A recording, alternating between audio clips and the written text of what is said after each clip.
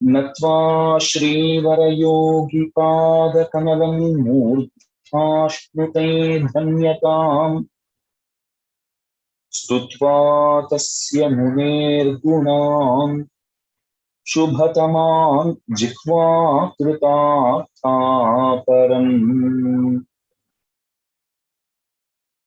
स्मृत्वा तस्य वचांसि पावनतमम्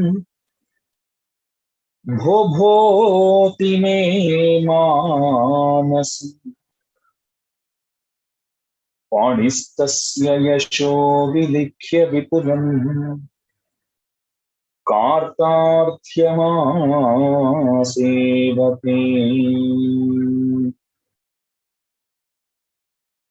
लोकाचार्याय गुरवे कृष्णपादस्य सूनवे संसारभोगिसन्दष्ट जीवजीवातवे नमः பற்பலவாரியர்நற்கலைநாட பரமபரங்குருவாய் நற்பொருளாயிரமாயிரமாயருள்நலமுடை நாதனுமாய் நற்புகழ் வேதியர் நான் மறைவாணர்கள் நாடோறும் போற்றி நிற்க ஏற்பான் அண்ணங்கராரியன் மலரடி ஏத்துவன் ஏத்துவனே. श्रीमते रम्यजामातृमुनीन्द्राय महात्मने श्रीरङ्गवासिने भूयात् नित्यश्री नित्यमङ्गलम्.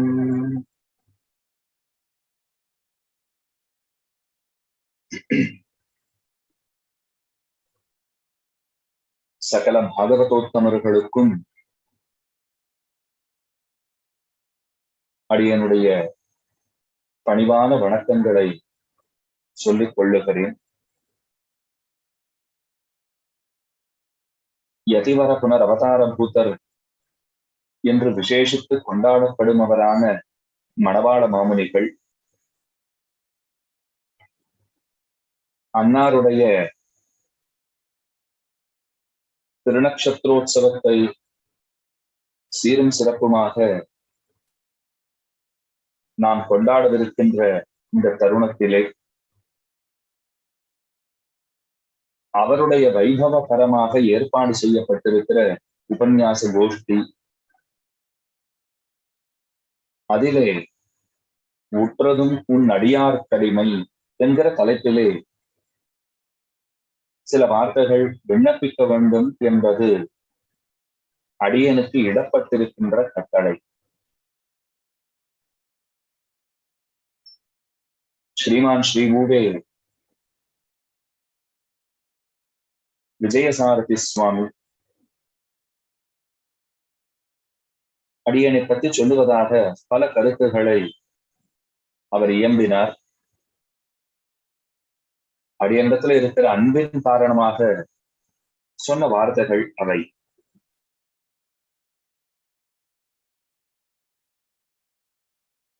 நமக்கெல்லாம் இருக்கிற பெரிய பேரு எம்பெருமானாருடைய திருவடி சம்பந்தம் பெற்றவர்கள். அது தன்னை நாம் மறுக்க போகாது. விசேஷித்து மணவாள மாமுனிகளுடைய இன்னருளுக்கு பாத்திரர்களாக இருக்கிறோம். அவர் திருவடிகளை பணியும் குலத்திலே பிறந்திருக்கிறோம். அது நமக்கு பேரு. இந்த விஷயங்களாலே வருகின்ற தன்னேற்றம் நம் அனைவருக்கும் உண்டு. அந்த வகையிலே அடியேனும் சிறந்தவன் என்பதனை நிச்சயமாக அடியேன் இசைகின்றேன். ஏன்னா இது ஆச்சாரிய சம்பந்தத்தாலே வந்திருக்கின்ற சிறப்பு. கீர்த்திமூர்த்தி மகாவித்வான் காஞ்சி பிரதிபாதி பயங்கரம் சுவாமியோட இருக்கிற தொடர்பு, இவைகளாலே சிறப்பு பெற்றவன் அடியேன் என்பதை மறுக்க மாட்டேன், மறுக்கவும் கூடாது. எம்பார் சொன்னா போலே அவர் அருளினா போலே ஒக்கும் ஒக்கும் என்று சொல்ல பிராப்தம். மணவாள மாமனிகளுடைய அவதாரத்தாலே பிள்ளலோகாச்சாரியருடைய அவதாரம் அது இன்னமும் சிறப்பு பெற்றது என்று சொல்ல வேண்டும். ஆளவந்தாருடைய திருவுள்ள கருத்துகளை, அவருடைய திருவுள்ளத்திலே ஓடிக்கொண்டிருந்த விஷயங்களை எப்படி ராமானுஜர் நடைமுறைப்படுத்தினாரோ, செயல்படுத்தினாரோ, அப்படித்தான் பிள்ளலோகாச்சாரியருடைய எண்ணங்களை இந்த உலகத்திலே மீண்டு வாழச் செய்த பெருமை மணவாள மாமனிகளுக்கு உண்டு. அஷ்டாதச கிரந்தங்களை நம் பொருட்டு உபகரித்திருக்கிற வள்ளல் பிள்ளலோகாச்சாரியர். அதுல முமுட்சுப்படிங்கிற கிரந்தம் ஓரோர் ஸ்ரீ வைஷ்ணவனும் நிச்சயமாக காலக்ஷேபம் பண்ண வேண்டிய கிரந்தம். சமாசிரயணம் ஆச்சுதுன்னு சொன்னால், ஆச்சாரியனிடத்திலே மந்திரோபதேசம் பெற்றாகிவிட்டதுன்னு சொன்னால், அதற்கு மேலே அந்த மந்திரங்களின் சீரிய பொருள்களை தெரிந்து கொள்ளுதற் பொருட்டு ஒருவன் முயல வேண்டும். ஏன்னா இனிமேல் எப்படி வாழ வேண்டும்னு தெரிந்து கொள்ள வேண்டுமே. சம்பிரதாயத்துக்கு இசைந்த வாழ்க்கை நெறி அதனை தெரிந்து கொண்டு அந்த வழியிலே பயணித்தல் ஓரோரு ஸ்ரீ வைஷ்ணவனுக்கும் கடமையாகும். நாம் அனைவரும் முமுட்சுக்கள், மோட்சம் அடைவதிலே விருப்பம் இருக்கிறவர்கள். அந்த முமுட்சுக்கள் என்னென்ன தெரிந்து கொள்ள வேண்டும் என்பதனை ஒரு கிரந்தமாக ஆக்கி கொடுத்திருக்கிறார் பிள்ளலோகாச்சாரியர். அதைத்தான் முமுட்சு படின்னு சொல்லுகிறோம். அடியேன் அவ்வப்பொழுது நினைத்துக் கொள்வேன், முமுட்சுவே இதனை படி அப்படின்னு கூட சொல்றாரோ என்னமோ. அதனாலே முமுட்சு படி, முமுட்சு படி படி, இதை படித்தால்தான் உனக்கு நிச்சயமாக ஏற்றம் உண்டு, அப்போதுதான் நீ மேலான வைகுண்டத்தை அடையப் பெறுவாய் என்று உணர்த்துகிறாரோ என்று கூட அடியேன் எண்ணுவதுண்டு. இந்த சீரிய கிரந்தத்துக்கு மணவாள மாமுனிகளுடைய அருமையான வியாக்கியானம் அணி சேர்க்கிறது. அந்த வியாக்கியானத்தின் துணை கொண்டே இன்றைக்கும் நம்மவர்கள் காலக்ஷேபம் செய்து வருகிறோம். முமுட்சுப்படி காலக்ஷேபம், பொதுவா திருமந்திரார்த்தம் என்றே சொல்லுவார்கள். இந்த முமுட்சுப்படி கிரந்தத்திலே பிள்ளலோகாச்சாரியர் திருமந்திரத்தினுடைய சீரிய பொருள்களை எல்லாம் விண்ணப்பிக்கிறார். அஷ்டாட்சர மகாமந்திரம் என்று கொண்டாடுகிறோம். திருவெட்டெழுத்து மாமந்திரம்னு சொல்லுகிறோம். மூலமந்திரம்னு சொல்லுவார்கள், திருமந்திரம்னு சொல்லுகிறோம், மந்திர ராஜம்னு சொல்லுகிறோம். இப்படி அந்த நாராயண மந்திரத்திற்கு பல பெயர்கள். பதரிகாசிரமத்திலே நரநாரணனாய் இருந்து சிங்காமை விரித்தான் பெருமான் என்று நாம் பார்க்கிறோம். அஷ்டாட்சர பிரதாதாரம் என்ற அந்த பதரிகாசிரம வாசியான பெருமான் பதரி நாராயண பெருமாள் போற்றப்படுகிறார். அவர்தான் திருவெட்டெழுத்து மாமந்திரத்தை நமக்கு உபகரித்தவர், நமக்கு தந்தவர். தானே சிஷ்யனாய் இருந்தார், தானே ஆச்சாரியனாய் இருந்தார், திருமந்திரத்தை உபதேசித்தார். முமுட்சுப்படியிலே பிள்ளலோகாச்சாரியர்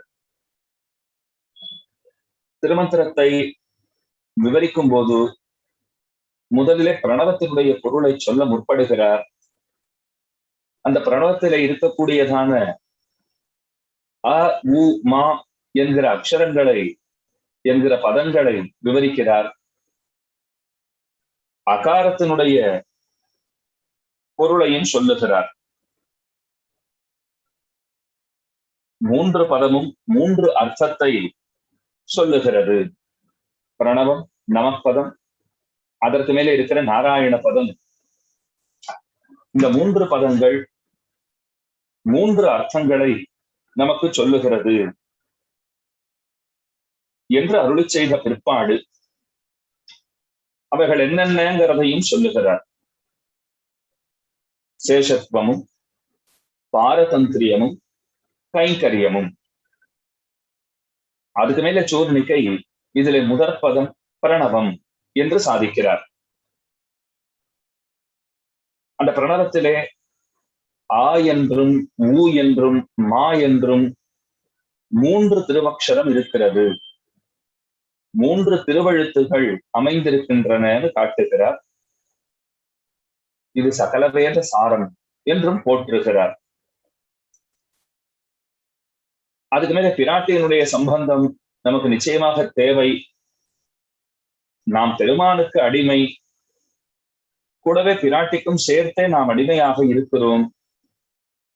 கைங்கரியம் உபேயம் என்று வந்துவிட்டதென்றால் ஒரு மிதுனமே உத்தேசியம் அப்படின்னு சொல்லுகிறோமே, அந்த கருத்துக்களை நன்கு மூதலிக்கிறார். மேலே ஆச்சரியமான பல அர்த்தங்களை காட்டுகிறார். இந்த ஆத்மாவுக்கு ஸ்வரூபம் என்பது சேஷத்துவம். சேஷத்துவம் இல்லைன்னு சொன்னால் ஸ்வரூபமே இல்லை, ஆத்மாவினுடைய தன்மையே அழிந்ததாக கொள்ள கடவது என்று காட்டுகிறார். ஆத்மாபகாரம் சுவாதந்திரியாபிமானம் அது கூடவே கூடாது. இது பெருமானுடைய வஸ்து, அவனுடையது என்று நாம் இசைந்திருக்க வேண்டும். நீங்க அவனுடையதுன்னு ஒப்புக்காம போனா கூட பரவாயில்ல, அந்நியசேஷத்துவம் கழிகை அது பிரதானம், இன்னொருத்தருது என்று தயவு செய்து நினையாதீர்கள். இந்த சுவாமி இப்படி சொல்லலாமா?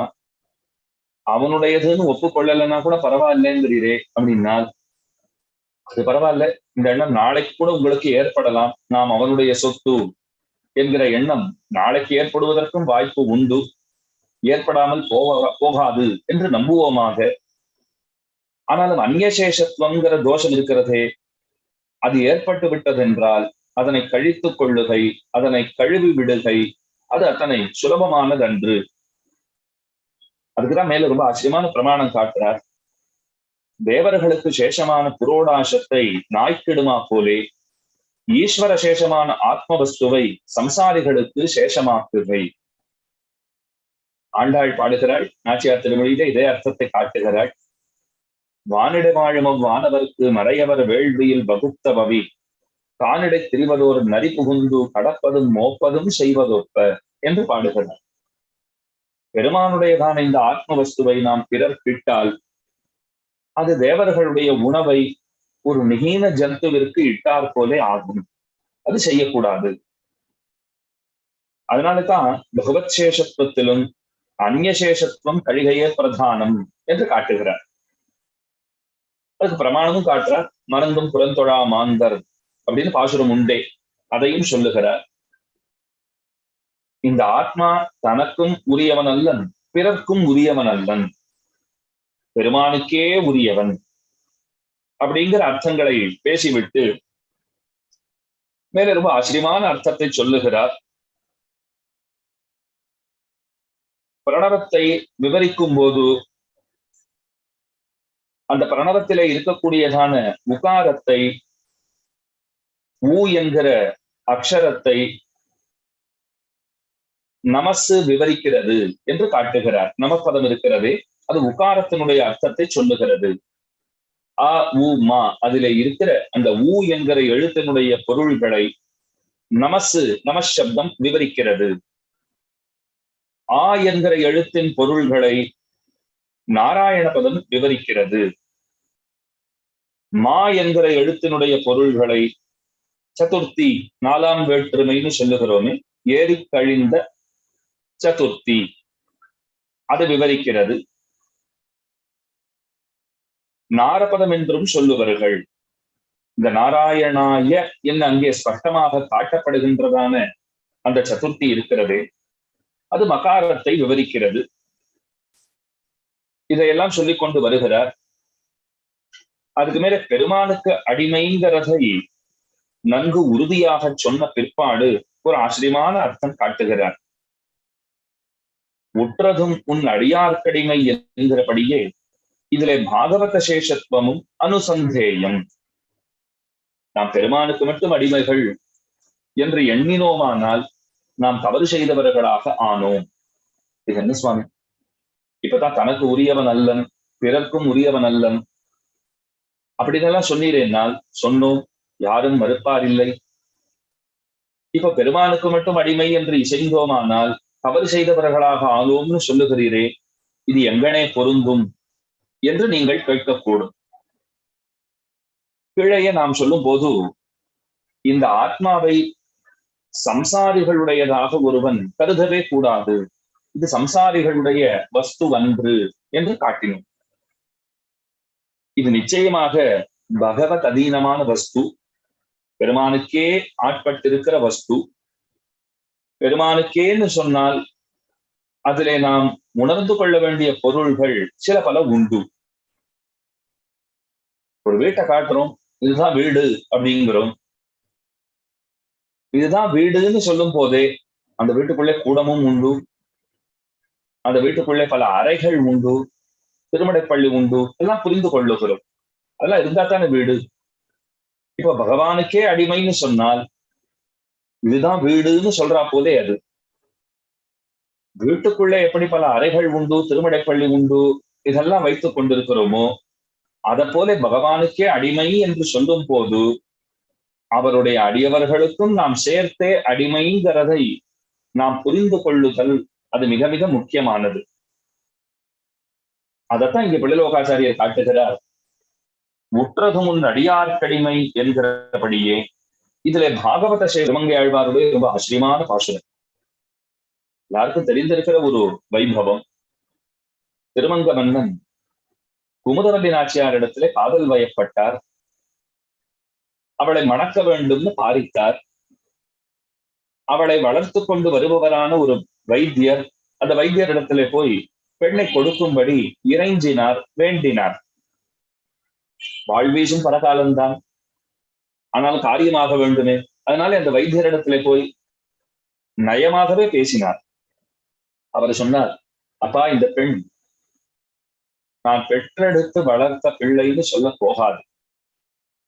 இது கிடைத்த பிள்ளை, கிடைத்ததனால் பெற்றேன், பெற்றதனால் வளர்த்தேன். அதனால அவளுடைய விருப்பத்துக்கு விரோதமாக ஏதும் அடியேன் செய்ய முடியும் என்று நான் எண்ணி இருக்கவில்லை. பெற்ற தகப்பனாகவே இருந்தாலும் அவளுடைய விருப்பத்திற்கு விரோதமாக நான் நடக்க மாட்டேன். இவளோ எனக்கு கன்னிகையாக கிடைத்தவள், அவளை வளர்த்து கொண்டு வருகிறேன். அவளுக்கு உன்னை விருப்பம், திருமணம் செய்து கொள்வதற்கு விருப்பம் இருக்குமாயின் எனக்கு எந்த குறையும் இல்லை. அவளே கேட்டுப்பாரு. திருமங்க மன்னன் அவளிடத்திலே போய் தன்னுடைய காதலை வெளிப்படுத்தினார். அவள் நிபந்தனைகள் விதித்தாள். நீர் ஸ்ரீ வைஷ்ணவரா என்று முதலிலே கேட்டாள். பஞ்சசம்ஸ்காரம் ஆகி இருக்கிறதா? இவர் ஐயோ பாவம், அப்படி என்றால் என்னவென்றே இவருக்கு தெரியாது. அது எங்கே கிடைக்கும்னு கேட்டார். அது எங்கே கிடைக்கும்? எங்கு கிடைத்தாலும் சரி, அதனை பெற்றுக்கொண்டு வருகிற திறல் நம்மிடத்திலே உண்டு அப்படின்னார். அவள் சிரித்தாள். ஐயோ, பஞ்சசம்ஸ்காரம்ங்கிறது ஒரு உயர்ந்த நெறி, ஒரு ஐஞ்சீர் சடங்கு.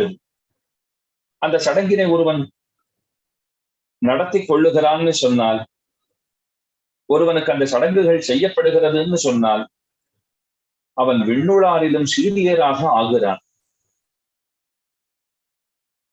சமாசிரயணம் பண்ணிக்கொள்ள வேண்டும். சரி, பண்ணிக்கொள்ளுகிறேன். அடுத்தது நித்தியபடியாக ஸ்ரீ வைஷ்ணவர்களுக்கு தரியாராதனம் பண்ண வேண்டும். இங்கேயே பாருங்கள், முதல் நிபந்தனை நீர் சமாசிரயணம் பண்ணிக்கொண்டு பெருமானுடையவனாக ஆக வேண்டும் அப்படின்னு சொன்னால, இரண்டாவது நிபந்தனை பாருங்க, பெருமானுடையவனாக ஆகிறோம்னு சொன்னால் அதற்கு என்ன அர்த்தம்ங்கிறத அந்த இரண்டாவது நிபந்தனை இப்ப காண்பித்து விட்டது. நீர் பெருமானுக்கு அடியவனாக ஆக வேண்டும், அந்த பெருமானுக்கு தொண்டுகள் செய்ய வேண்டும். இது இரண்டாவது நிபந்தனை அன்று. பெருமானுடைய அடியவர்களுக்கு தொண்டுகள் செய்ய வேண்டும். நித்தியப்படி ஸ்ரீ வைஷ்ணவர்களுக்கு ததியாராதனம் பண்ண வேண்டும். இதுதான் இரண்டாவது நிபந்தனை. இப்பவே நமக்கு புரிஞ்சு போச்சு. அப்ப இந்த உபன்யாசத்தை இப்பவே கூட முடித்துக் கொள்ளலாம். ஏன்னு பாருங்க, பெருமானுக்கு அடியவன் சொன்னால் அவன் ஸ்ரீ வைஷ்ணவர்களை ஆராதிப்பவனாக இருக்க வேண்டும். அப்பதான் பெருமானுக்கு அடியணும். இவ்வளவு நாழிகை நாம சிரமப்பட்டு எதனை உணர்த்துவதற்கு பாதித்துக் கொண்டிருக்கிறோமோ அந்த அர்த்தங்களை குமுதவல்லி நாச்சியார் இப்படி 2 நிபந்தனைகளினாலே சொல்லிவிட்டாள். சரி, சமாசிரயணம் பண்ணி கொள்ளுகிறேன். திருநறையூர் நம்பியின் இடத்திலே போனார். ரொம்ப ஆச்சரியமாக அந்த பெருமான் சமாசிரயணம் பண்ணி வைத்தான். இன்றைக்கும் அப்படியே அவர் சேர சாதிக்கிறார். ஆழ்வார போல ஒருத்தர் வந்தால் இப்பவும் சமாசிரயணம் பண்றதுக்கு தயாரா இருக்கேங்கிறார் பெருமான். திருநறையூர் நம்பி அவர்தான் சமாசிரயண ஆச்சாரியன் திருமங்கை ஆழ்வார். மந்திரோபதேசம் எடுத்து உபகாரக ஆச்சாரியன் ஒருத்தர் கிடைச்சாருனால் அவரிடத்துல காலக்ஷேபம் பண்ணலாம் என்கிற பாரிப்பு ஆழ்வாரு. திருக்கண்ணபுரம் சௌரி பெருமாள் அவரை அணுகினார். அவர் ரொம்ப வாஞ்சையோட இங்கேயே தங்கியிரும், திருமந்திரார்த்த காலக்ஷேபம் பண்ணுவோம், சொல்லிக் கொடுக்கிறேன் அப்படின்னு ரொம்ப ஆசையோட சொல்லிக் கொடுத்தார். ஒரு 6 மாசமோ 1 மாசமோ காலக்ஷேபம் பண்ணி இருப்பார். காலக்ஷேபம் நன்கு முடிந்து விட்டது. ஆச்சாரியனுக்கு ஆசை, சௌரி பெருமாளுக்கு ஆசை, நம்ம இடத்துல காலக்ஷேபம் பண்ணினாரே, அர்த்தங்களை எல்லாம் எப்படி கிரகித்திருக்கிறார்னு பார்க்க வேண்டும். ஆனா கேட்டு இருக்காரா, அதெல்லாம் நன்றாக நெஞ்சிலே பதிந்திருக்கிறதா? அதனால அவரிடத்துல வினவுகிறார். காலக்ஷேபம் பண்ணினீரே, இதனால என்ன தெரிந்து கொண்டீர்? நம்மிடத்திலே காலக்ஷேபம் கேட்ட பிற்பாடு நீர் அதிகரித்தது என்ன? வரும்போது எப்படி இருந்தீர், இப்போது எப்படி இருக்கிறீர்? இது கேள்வி. ஆழ்வார் பதில் சொல்றார், எத்தனையோ விஷயங்களை தேவரீர் அருளி செய்தது. ஏன்னா திருமந்திரம்ங்கிறது ரொம்ப ககனமானது, ரொம்ப ஆழமானது. சகல வேத சாரம் என்று சொன்ன பிற்பாடு அது ஆழமானதுங்கிறத தனிப்பட சொல்லவும் வேண்டுமோ? அதிலே மூழ்கி முத்தெடுத்து கொடுக்குமா போலே பல அர்த்த விசேஷங்களை தேவரீர் சாதித்தருளியது. இது என்னுடைய பாக்கியம், பரம பாக்கியம். வரும்போது அடியேன் எப்படி இருந்தேன் அப்படின்னு தேவரீர் கேட்டது. இப்போது எப்படி இருக்கிறேன் என்றும் தேவரீர் வினவி அருளித்து பதில் சொல்லுகிறேன் அப்படின்னு உபன்யாசம் பண்ண ஆரம்பிக்கிறார் ஆழ்வார். நான் வரச்சே எப்படி இருந்தேன் தெரியுமா? வரச்சே பெருமானே, என்னை நான் உனக்கு அடியவனாக எண்ணி இருந்தேன். இங்கே உம்மிடத்திலே வரும்போது என்னை உமக்கு அடியவனாக எண்ணி இருந்தேன். இப்போது அந்த எண்ணம் தவிடு பொடி ஆகிவிட்டது. பெருமாள் இடத்துல நாம வேற யாராவது இருந்திருந்தோம்னால் அதிர்ந்தே போயிருப்போம். ஓஹோ, பேசாத வரையிலும் நல்ல மதிப்பு இருந்தது, பேசி கெடுத்து கொண்டு விட்டோமோ, காலக்ஷேபம் பண்ணி பேரு கெட்டு போச்சோ, இப்போ அவரே நமக்கு அடிமைன்னு நினைச்சிட்டு இருந்தார். இப்ப 6 மாசம் 8 மாசம் 1 வருஷம் கதை சொல்லி அந்த எண்ணத்தை இல்லாதபடி பண்ணிட்டோமோ, நமக்கு தானே நட்டம் இப்போ அப்படின்னு பயந்து போயிருப்போம். ஆனால் பகவான் ரொம்ப ஆசையோட அந்த உபன்யாசத்தை செவி மடுக்கிறான், திருச்செவி சாட்டுகிறான். வரும்போது ஏதும் அறியாத காலத்திலே, அதாவது அர்த்த விசேஷங்களை அதிகரியாத காலத்திலே என்னை உனக்கு அடிமை என்று நினைத்திருந்தேன். ஆனா காலக்ஷேபம் பண்ணின பிற்பாடு என்ன தெரிந்து கொண்டேன் தெரியுமா? நான் உனக்கு அடிமை அல்லேன், உன் அடியார்க்கு அடிமை என்பதனை நன்கு தெரிந்து கொண்டேன். மத்தெல்லாம் பேசிலும் நின் திருவட்டெழுத்தும் கற்று நான் உற்றதும் உன் அடியாருக்கு அடிமை. ஆச்சரியமான வார்த்தை சொல்லுகிறார் மாமனிகள். ரொம்ப ரசமான வியாக்கியானம் அந்த இடத்திலே பண்ணுகிறார். முமுட்சு படியிலே திருமந்திர பிரகரணத்திலே உற்றதும் உன் அடியார்க்கடிமை என்கிறபடியே இதிலே பாகவத சேஷத்துவமும் அனுசந்தேயம். நின் திருவட்டெழுத்தும் கற்று நான் உற்றதும் உன் அடியார்க்கடிமை என்று, திருமந்திரன் கற்றத்தால் நான் உற்றதும் உன் அடியார்க்கடிமை என்னும் இவ்வர்த்தத்திலே என்கிறபடியே அகங்கார மமகாரங்கள் நிவிருத்தமாய், அகங்காரம் நான் என்கிற எண்ணம், மமகாரம் எனது என்கிற எண்ணம், நேர்நுமதன்னிவை வேறு முதல் மாய்த்து என்று ஆழ்வார் பாடுகிறார்.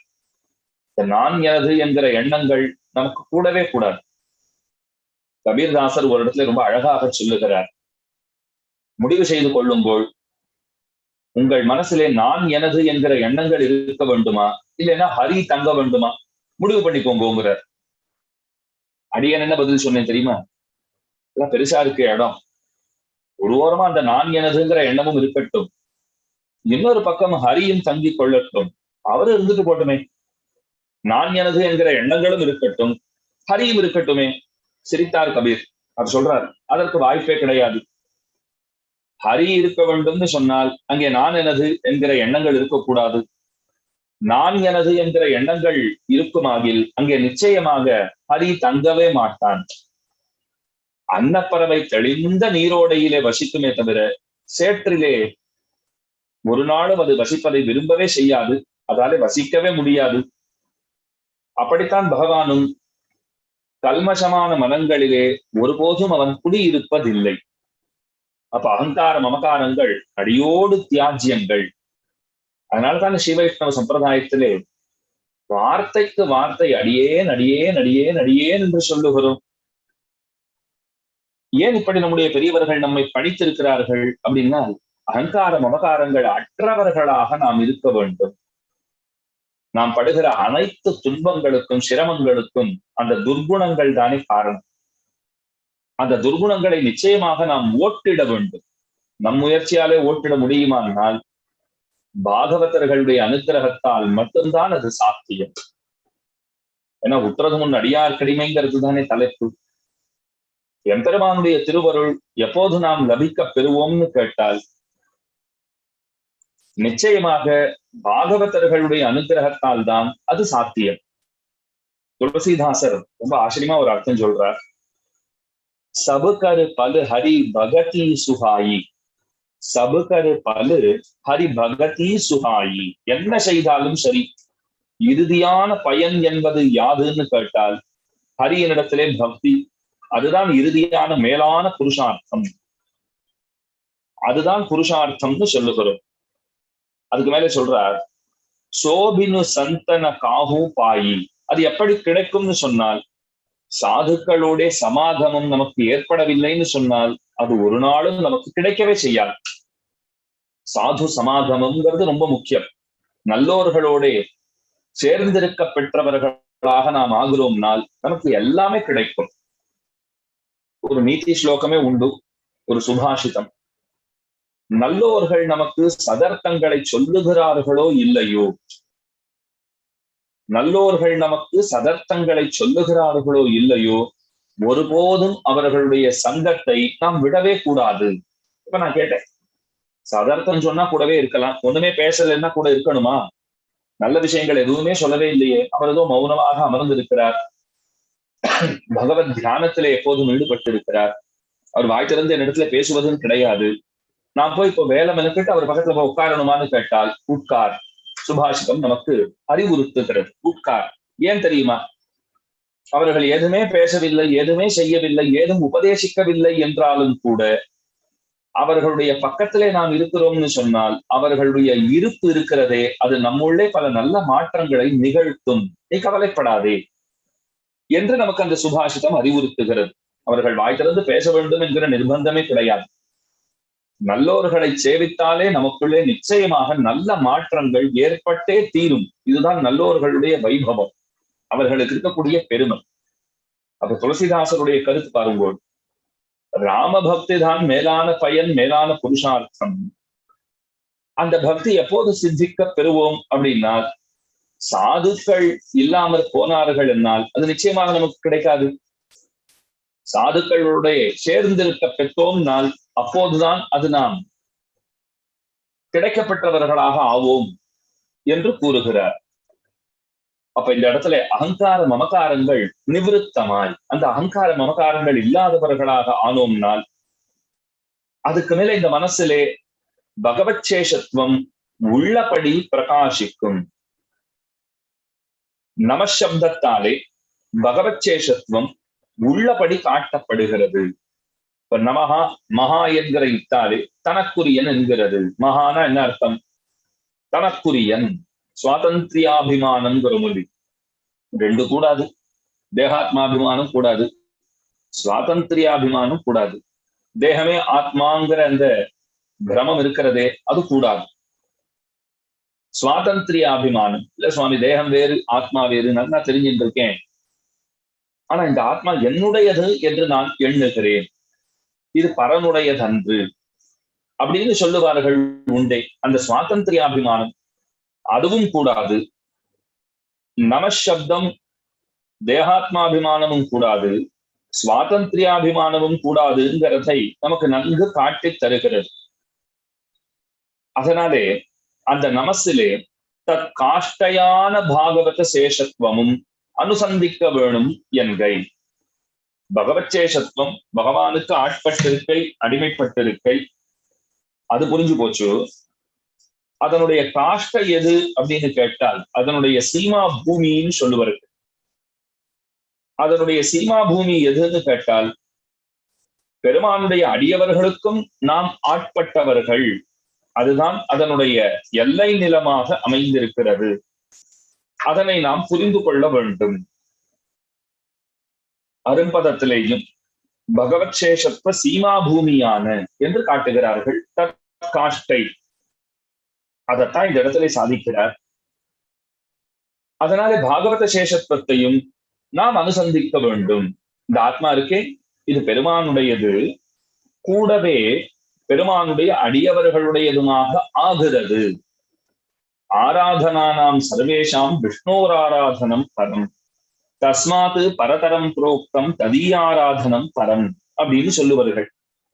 பூசைகளுக்குள்ளே சிறந்தது விஷ்ணுவை பூசிப்பது, பூசைகளுக்குள்ளே சிறந்தது விஷ்ணுவை பூசிப்பது. அதை காட்டிலும் சிறந்தது எதுன்னு கேட்டால் அவன் அடியார்களை பூசிப்பது. திருமால் அடியார்களை பூசிக்க நோற்றார்களேன்னு பாசுரம் சொல்லி, எம்பெருமானை பூசிக்க நோற்றார்களேன்னு சொல்லப்படவில்லை, அவன் அடியார்களை பூசிக்க நோற்றார்களே அப்படின்னு சொல்லப்பட்டிருக்கிறது. அப்ப எது பெறாப்பேறு, உள்ளதுக்குள்ளேயே பெரிய பலன் எதுனால் அவன் அடியவர்களை பூசிப்பது என்பது. திருப்பாவையிலிருந்து 2 ஐதிஹ்யங்களை சொல்லுகிறேன். ஆட்கொண்ட வில்லிஜீயருங்கிற பெரியவர், ராமானுஜருடைய நேர் சீடர். அவர் ஒரு சமயம் திருவரங்கநாதனை மங்களாசாசனம் பண்ணிவிட்டு வெளியிலே எழுந்தருளுகிறார். சந்நிதி வாசல்ல வந்துட்டு இருக்கார். அப்போது நஞ்சியர் பெரிய பெருமாளை சரணம் புக சந்நிதிக்குள்ளே எழுந்தருளுகிறார். அதாவது ஆட்கொண்ட வில்லிஜீயர் பெருமாளை சேவிச்சுட்டு வாசல்ல வந்துட்டு இருக்கார். நஞ்சியர் பெருமாளை சேவிப்பதற்காக உள்ளே போய் கொண்டிருக்கிறார். அப்ப நஞ்சியர் ஆட்கொண்ட வில்லிஜீயரை சேவிக்கிறார். அவரை பார்த்துட்டு ரொம்ப சந்தோஷப்பட்டு விழுந்து வணங்கி, அடியேன் திருமேனி பாங்காக எழுந்தருளி இருக்கிறதா, மங்களாசாசனம் எல்லாம் நல்லபடியாக ஆயிற்றா அப்படின்னு கேட்கிறார். மங்களாசாசனம் நல்லபடியா ஆச்சா, பெருமாள் சேவை நல்லபடியாக ஆச்சா அப்படின்னு கேட்கிறார். அப்போது அந்த ஆட்கொண்ட வில்லிஜீயர் பதில் உரைக்கிறார் பாருங்கள். இதிலே நாம் கவனத்துல கொள்ள வேண்டிய விஷயம், ஆட்கொண்ட வில்லிஜீயர் நேரே ராமானுஜருடைய சீடர். நஞ்சியர் ராமானுஜருடைய சீடரான எம்பார், எம்பாருடைய சீடரான பட்டர், அந்த பட்டருடைய சீடர் நஞ்சியர். அப்படின்னா ஆட்கொண்ட வில்லிஜீயர் எத்தனை உயர்ந்தவருங்கிறது நமக்கு புரிகிறது. ஏன்னா நேர்ச்சீடர் ராமானுஜருக்கு. அவரை பார்த்து நஞ்சியர் கேட்கிறார், மங்களாசாசனம் நல்லபடியாக ஆயிற்றா? அப்ப அவர் பதில் சொல்றார், அடியேனெல்லாம் மங்களாசாசனம் பண்ணி என்ன ஆக போகிறது? மங்களாசாசனம் பண்ணுவதற்கு தகுதி படைத்தவனா அடியேன்? அதான் ஒரு ஆளா அப்படின்னு அவர் சொல்லி இருக்கிறார். அதிர்ச்சியுற்றார் நஞ்சியர். தேவரீர் இப்படி சாதித்தருளலாமோ? தேவரீர் ஆத்ம குணங்கள் நிரம்ப பெற்றவர், சமதமாத்யனந்த கல்யாண குணகண பரிபூர்ணர். தேவரீர் போய் இப்படி சொல்லலாம்? நேரே ராமானுஜருடைய திருவருளை லபிக்க பெற்றவர் தேவரீர், அப்படி இருக்கும் போது இப்படி சொல்லலாமோ அப்படின்னு கேட்கிறார். அப்போது அவர் அதற்கு ஒரு சமாதானம், ஒரு உத்தரம் சாதிக்கிறார். எல்லாம் வாஸ்தவம் தான். ஸ்ரீ வைஷ்ணவ சமிருத்தியை காணுங்கால் நமக்கு சந்தோஷம் ஏற்படும் போதுதான் நாம் மெய்யே அடியவர்கள், மெய்யே மங்களாசாசனத்துக்கு தகுதியானவர்கள் என்று நினைத்து கொள்ள பிராப்தம் அப்படின்னு அவர் சொல்லுகிறார். நாம் உயர்ந்தவர்கள் அப்படின்னு நாம் எப்போது நம்மை நாமே நினைத்து கொண்டு மார்த்தட்டி கொள்ளலாம் என்னால், ஸ்ரீ வைஷ்ணவர்களை சேவிக்குங்கால் நமக்கு ஆனந்தம் ஏற்படுகிறதுனால் நாம் மெய்யே அடியவர்கள் என்று நாமே தேடி இருக்கலாம். ஈட்டம் கண்டிட கூடுமே, அது காணும் கண் பயனாவதேன்னு பாசுரம் சொல்லி குலசேகர ஆழ்வார் பாடுறார் பாருங்க. ஸ்ரீரங்கத்துக்கு போக வேண்டும் என்பதிலே அவருக்கு எப்போதுமே பெரு விருப்பம். குஷ்யதே யஸ்ய நகரே ரங்கயாத்ரா தினே தினே தமகம் சிரசா வந்தே ராஜானம் குலசேகரம் அப்படின்னு அவர் தனியனே அதைத்தானே சொல்றது. நித்தியபடியா ஸ்ரீரங்கத்துக்கு போலாம் வாங்கோ, ஸ்ரீரங்கத்துக்கு போலாம் வாங்கோன்னு கூப்பிட்டு கொண்டே இருப்பார். யார் வந்தாலும் அழைச்சின்னு போறதுக்கு தயாரா இருக்கார். அவரை பார்த்து அடியேன் கேட்டேன், நித்தியபடி இப்படி ஸ்ரீரங்க யாத்திரை பண்ணிக்கொண்டே இருக்கிறதே தேவரீர், திருவரங்கநாதனை சேவிப்பதிலே அத்தனை குதூகலமா அப்படின்னு கேட்டேன். அவர் சொன்னார், ஸ்ரீரங்கநாதனை சேவிச்சு ரொம்ப நாள் ஆயிடுச்சு, அது கடைசியா எப்ப சேவிச்சுன்னு கூட நினைவில்லைங்கிறார். சுவாமி நித்தியபடியாக திருவரங்கத்திற்கு எழுந்தருளுகிறது, அப்ப வேற என்ன பிரயோஜனத்தை உத்தேசித்து தேவரீர் திருவரங்கத்திற்கு எழுந்தருளுகிறது?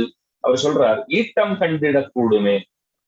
அந்த பெருமானை சேவிப்பதற்காக சாரி சாரியாக பக்தர்கள் வருகின்றார்களே, அந்த பக்தர்களை வணங்குவதற்காகவே அடியேன் போகிறேன். கண் பெற்ற பயன் என்பது இறை அடியவர்களை வணங்குவதே. பெருமானுடைய அடியவர்களை வணங்குவது இருக்கிறதே, அதுதான் கண் பெற்ற பயன் என்று அவர் சாதிக்கிறார். அப்ப தொடர்ச்சியாக திருவரங்கத்திற்கு போவது பெருமானை வணங்குவதற்காக அன்று, பெருமானுடைய அடியவர்களை வணங்குவதற்காக என்கிற அர்த்தம் இங்கே அது உணர்த்தப்படுகிறது. அப்ப இதனாலே நாம் என்ன தெரிந்து கொள்ளுகிறோம்னால், நமசிலே பகவத் சேஷத்துவம் உள்ளபடி காட்டப்படுகிறது. அதிலே தற்காஷ்டையான பாகவத சேஷத்துவத்தையும் நாம் அனுசந்திக்க வேண்டும். அதனுடைய எல்ல நிலமான பாகவத சேஷத்துவம் இருக்கிறதே, அதனை நாம் எண்ணிக்கொள்ள வேண்டும். ராமச்சரித்த மானசில இன்னொரு இடத்துல துளசிதாசர் சொல்லுகிறார், ராமபிரானுடைய கிருபா கட்டாட்சம் அது நமக்கு கிடைக்கிறது, கிடைத்திருக்கிறது என்று எப்பொழுது நாம் உறுதியாக நம்பலாம்னால், நல்லோர்களோட சந்திப்பு எப்போது நிகழ்கிறதோ அப்போது ராமனுடைய அனுகிரகம் நமக்கு கிடைத்து விட்டது என்று நாம் தேடி இருக்கலாம்னு காட்டுறார். சந்த விசுத்த மிலகி பரிநேகி சிதமகி ராம கிருபா கரி ஜேகி என்று அவர் சொல்லுகிறார். இன்னொன்னு பாருங்கள், விபீஷணன் ராமனிடத்திலே வருகிறார். இது வால்மீகி ரொம்ப அழகா வர்ணிக்கிறார். நிவேதயதமாம் சிப்ரம் விபீஷணம் உபஸ்திதம் சர்வலோக சரண்யாய ராகவாய மகாத்மனே நிவேதயதமாம் சிப்ரம் விபீஷணம் உபஸ்திதம். அங்க இருக்கிற வானர முதலிகளை பார்த்து அவன் வேண்டுகிறான், சீக்கிரமாக என்னை கொண்டு போய் ராமனிடத்திலே சேரும்போள். அது என்ன சீக்கிரமாக? அதுக்கு பல அர்த்தங்கள் காட்டுகிறார்கள். ஐயா, மனம் ஒரு குரங்கு, இப்ப ஏதோ ராமனிடத்துல வர வேண்டும் என்கிற நல்லெண்ணம் ஏற்பட்டு வந்திருக்கிறேன். இந்த மனசு இப்படியும் சிந்திக்கும். எப்படி தெரியுமா? இப்படி அண்ணாவை விட்டுட்டு இந்த கஷ்ட காலத்துல இந்த ராமனிடத்துல வர வேண்டுமா? அண்ணனுக்கு தோள் கொடுக்க வேண்டாவோ, துணையாக நிற்க வேண்டாவோ, திரும்ப அங்கேயே போ அப்படின்னு மனசு சொன்னாலும் சொல்லும். இப்படி எல்லாம் இருக்கு நிறைய பிரச்சனைகள். அதனால சீக்கிரத்திலே மனம் மாறுவதற்குள்ளாக, என்னுடைய மனம் மாறுவதற்குள்ளாக ராமன் என்னை அங்கீகரித்து விட்டால் நலம் அப்படின்னு சொல்லுகிறார். ஆனா கிரமமா அங்க இருக்கிற வானர முதலிகளை அவன் சரணம் புகுகிறான்.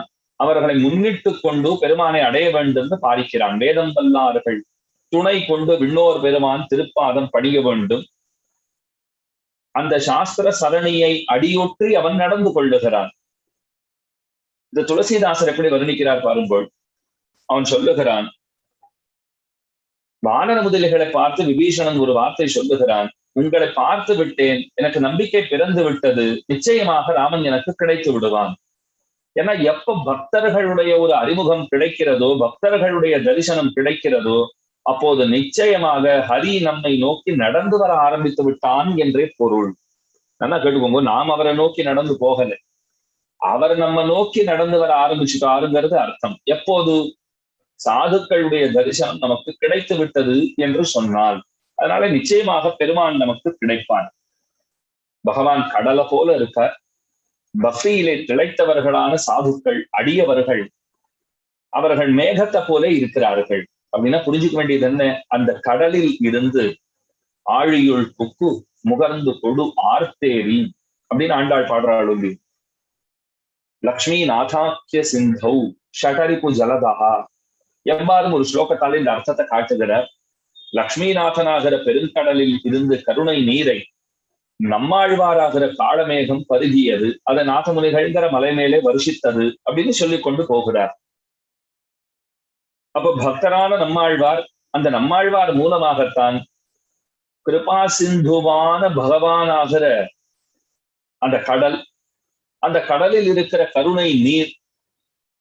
அது நமக்கு கிடைக்கிறது, நாம் கிடைக்கப்பட்டவர்களாக ஆனோம்னால் அதற்கு நம்மாழ்வார்ங்கிற மேகம் தேவையாக இருக்கிறது இல்லையோ? அப்படித்தான் பகவான் கடலாக இருக்கிறார். ராம சிந்து கன சஜ்ஜன தீரா. சஜ்ஜனங்கள், பக்தர்கள், அவர்கள் மேகங்களை போல இருக்கிறார்கள். ராமானுகிரகத்தை நம்மளவும் வரவிடுகிறார்கள். இது பொருள். அதுக்கு மேலே சந்தன தரு ஹரி சந்த சமீரா. பகவான் சந்தன மரமா இருக்காருன்னு சொன்னார். சாதுக்கள், பக்தர்கள், அடியவர்கள் காற்றை போலே இருக்கிறார்கள். ஏன்னா அந்த சுகந்தம் நம்மளவும் வர வேண்டுமே, அந்த வாசனை நம்மளவும் வர வேண்டுமே. இதெல்லாம் துளசிதாசர் காட்டுகின்ற அர்த்த விசேஷங்கள். அதனால ஆட்கொண்ட வில்லிஜியர் சொல்றார் நஞ்சியர் இடத்திலே, பக்தர்களை காணும் போது சந்தனம், நிலா, தென்றல், புஷ்பம் இவைகளினாலே எந்த ஒரு ஆனந்தத்தை ஒருவன் அடைகின்றானோ அந்த ஆனந்தத்தை பெருமானுடைய அடியவர்களை பார்க்கும் போது அடைகின்றான்னு சொன்னால் அவன் சிறந்தவன். அப்ப மங்களாசாசனம் பண்றதுக்கு தகுதி இருக்கிறதுன்னு எப்போது நாம் எண்ணிக்கொள்ளலாம்னால், ஸ்ரீ வைஷ்ணவ சமிருத்தி, ஸ்ரீ வைஷ்ணவ கோஷ்டியை பார்க்க புக்கால் அதனாலே ஏற்படுகின்ற அந்த அளப்பரிய ஆனந்தம் இருக்கிறது பாருங்க, அது நமக்கு ஏற்பட வேண்டும். ஆனா நாம எல்லாம் எப்படி இருப்போம் தெரியுமா? இவன் என்னத்துக்காக வந்தான் அப்படின்னு நினைப்போம். அந்த எண்ணம் அடியோடு தவறு. இவாளெல்லாம் யார் கூட்டா? அவர் என்ன பெரிய பெரிய அதிகாரியா? அவருக்கு என்ன தெரியும்? இது ரொம்ப சகஜமாக வைக்கப்படுகின்ற குற்றச்சாட்டு. இங்கே மனிதன் தனக்கு என்ன தெரியும் என்று ஒரு நாளும் ஆராய்வதே இல்லை. அடுத்தவர்களுக்கு என்ன தெரியுங்கிறத பத்தி தான் இங்க பெரும்பாலும் ஆராய்ச்சியே நடக்கிறது. அது எத்தனை ஒரு தாழ்ந்த செயல் என்று எண்ணி பாருங்கள். அவருக்கு என்ன தெரியும்? அவர் என்ன கேட்டார்? அவர் என்ன வாசித்தார்? அவருக்கு என்ன அனுஷ்டானம் உண்டு? இப்படி அடுத்தவர்களை பற்றித்தான் பெரும்பாலும் பேசி வியர்த்தமாக நாம் பொழுதை கழிக்கிறோமே தவிர, நமக்கு என்ன நிறை உண்டு, நமக்கு என்ன தகுதி உண்டு என்று பார்த்திருக்கிறோமா? நிச்சயமாக இல்லை. அதே போல மதங்கள் கூட இன்றைக்கு பாருங்க, பெரும்பாலும் சண்டை யாருக்கெல்லாம் முக்தி இல்லைங்கிறத பத்தி தான் ரொம்ப பெருசா விசாரம் பண்ணிருப்பான். நாம் பார்க்க வேண்டியது நமக்கு எப்போது முக்தி, கூவிக்கொள்ளும் காலம் இன்னும் குறுகாதோன்னு தானே பார்த்திருக்க வேண்டும். அதை விட்டு யாருக்கெல்லாம் கிடையாதுன்னு பெரிய அட்டவணை போட்டுக்கொண்டு அமர்ந்திருக்கிறோம்னால் இதெல்லாம் எத்தனை தாழ்ந்த செயல். ஒருபோதும் செய்யவே கூடாது. இங்கே எல்லாரும் உயர்ந்தவர்கள். பெருமானுடைய படைப்பில அத்தனை பேரும் உயர்ந்தவர்கள். ஏனால் எல்லாருக்குள்ளும் அவர் இருக்கிறார் அப்படின்னு தானே நாம் நினைக்க வேண்டும். பகவான் சமதர்ஷியாக இருக்கிறார், எல்லாரையும் சமமாக பார்க்கிறார். அவரவர்கள் எல்லைகளிலே அவரவர்கள் சிறந்தவர்கள். அப்படித்தானே நாமும் எண்ணி இருக்க வேண்டும். இந்த அரிய பெரிய குணங்கள் நமக்கு வாய்த்து விட்டதுன்னு சொன்னால் நாம் நிச்சயமாக மங்களாசாசனத்துக்கு அருகதை உடையவர்கள், தகுதி உடையவர்கள். அதைத்தான் ஆட்கொண்ட வில்லிஜியர் சொல்லுகிறார். அப்ப அடியவர்களிடத்துல ஆட்பட்டிருக்க எத்தனை முக்கியங்கிறதை இந்த ஐதிஹ்யம் நமக்கு உணர்த்துகிறது. இன்னொன்னு, ஸ்ரீதேவி மங்கலம்ங்கிற ஒரு ஊரு. அந்த ஊர்ல நஞ்சியருக்கு நிறைய சீடர்கள். பராசர பட்டர் சிஷ்யர்களோட அந்த ஊருக்கு எழுந்தருளுகிறார்.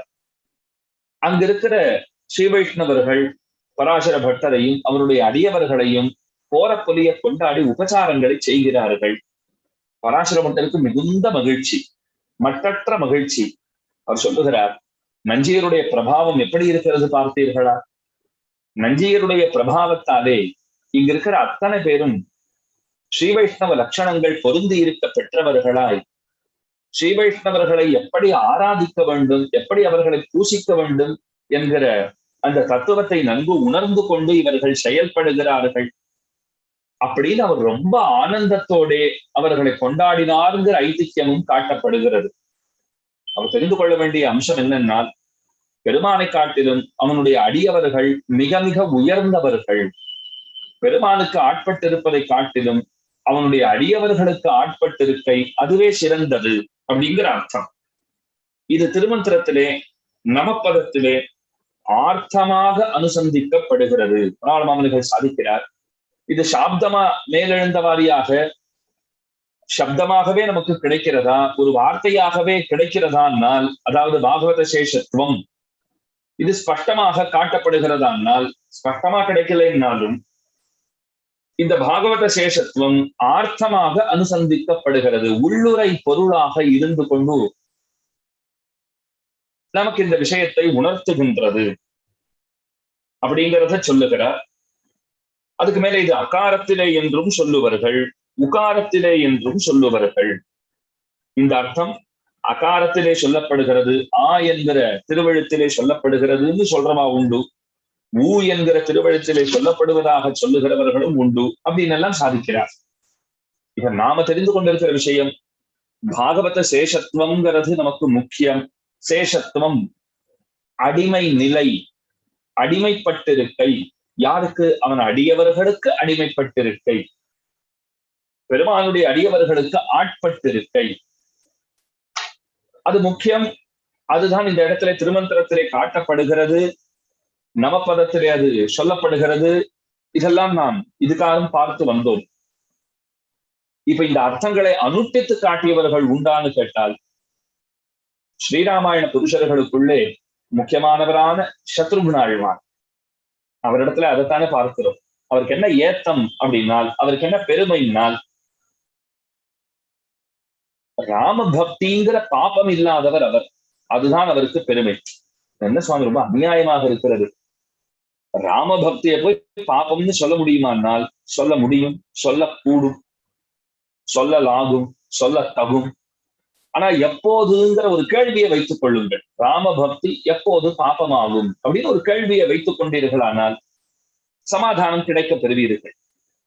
தேகு தரே கரு பலியக பாயி பகிய ராம சபு காமு பிகாயி. துளசிதாசர் பாடுற இந்த தேக தாரணமே நமக்கு எதற்காகனால், சரீரமே எதற்காகனால் ராம பக்தி செய்வதற்காக என்கிறார். கற்பார் ராமபிரானை எல்லாம் மத்தும் கற்பரோ அப்படின்னு ஆழ்வார் பாடி இருக்கிறார். எப்போதும் ராமராம என்றே சொல்லிக் கொண்டிருக்க வேண்டும்.